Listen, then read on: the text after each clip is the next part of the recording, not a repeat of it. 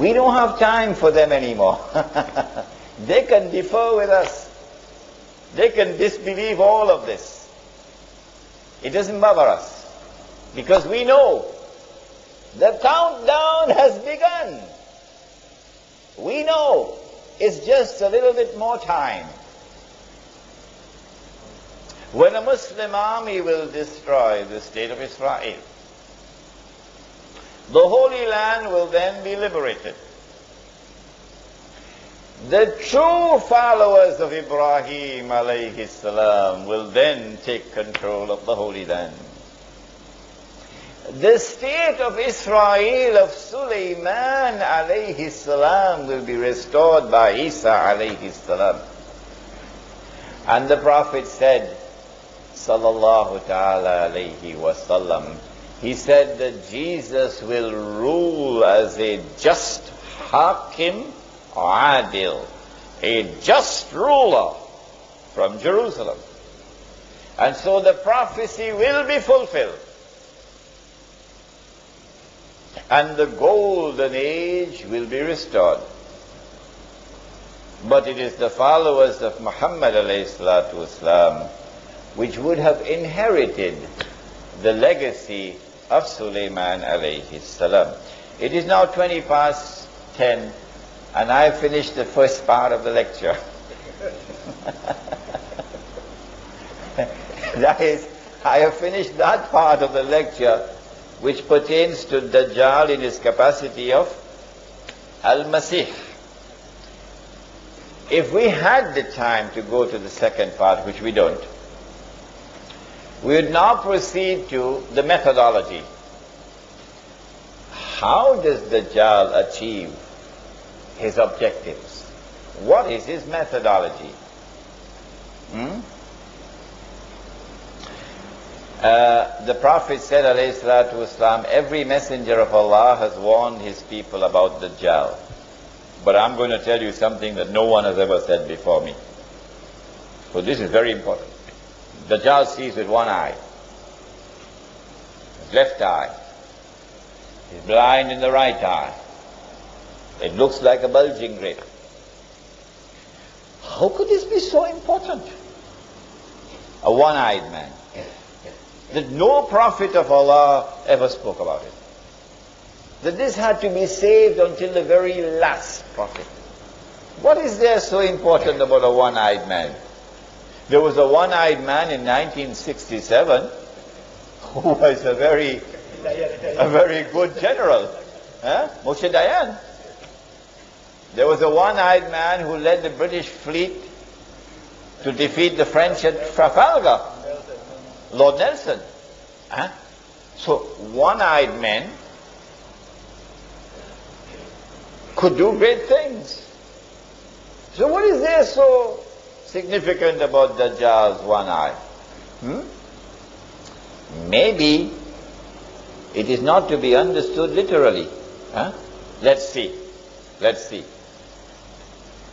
Dajjal has the word kafir written between his eyes on his forehead. Kafir. And every mu'min will be able to read it. Oh? So what about those who are not mu'min? Don't they have eyes too? How come they can't read? And this one can read. Maybe he's not reading with these eyes, Maybe. Let's see.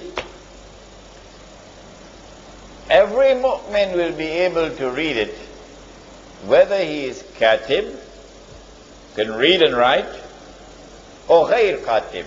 He cannot read and write, he'll still be able to read it. So now it's clear. Now it's clear. He's not reading with these eyes. If he's not reading with these eyes, with which eyes is he reading? Do we have any other eyes beside these eyes? Do we have any other ears beside these ears? Once you can answer that question, you have penetrated the major ground of attack of Dajjal. Dajjal sees with one eye indicates that Dajjal has only external vision. And therefore knowledge comes only from external vision, the external senses. Dajjal is blind in the right eye indicates that Dajjal is internally blind. The Quran says, many ayat, the Quran says that the heart, when the heart has Iman in it, and when Allah confers upon it Nur, like Mawlana Abdul Alim Siddiqui rahimahullah, when Allah confers upon it Nur, then the heart can see, and the heart can hear. And so Dajjal is blind in the right eye, Dajjal is internally blind. When Dajjal launches his attack, therefore, what he does is that he reduces people to a state of internal blindness. They see with only their external vision now. But said the Prophet ﷺ, Dajjal comes with two things. What are the two things? A handphone and a computer? Huh? Huh? Dajjal comes with two things. He comes with, help me somebody. Huh? No. He comes with two things. Come on somebody. Yes? Jannah and Jahannam. He comes with a river and a fire, says the Prophet ﷺ. He comes with a river and a fire. But his river is a fire. And his fire is the cool waters of a river. Whoever falls in his river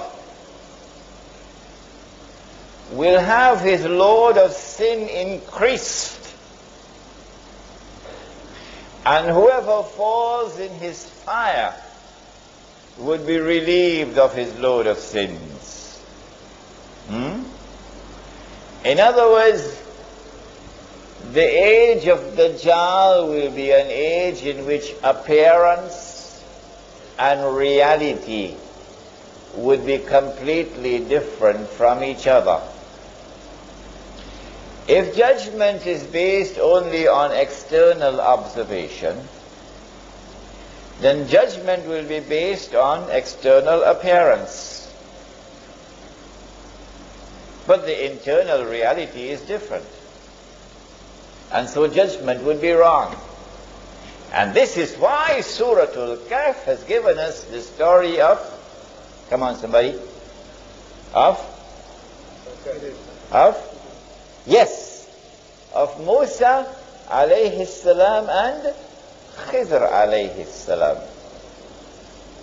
Musa alayhi salam, because of a certain answer that he gave, we don't have the time to tell you the story now. He's now seeing with only his external sight. And on 3 occasions he formulates judgment based only on external observation. Number 1, the boat.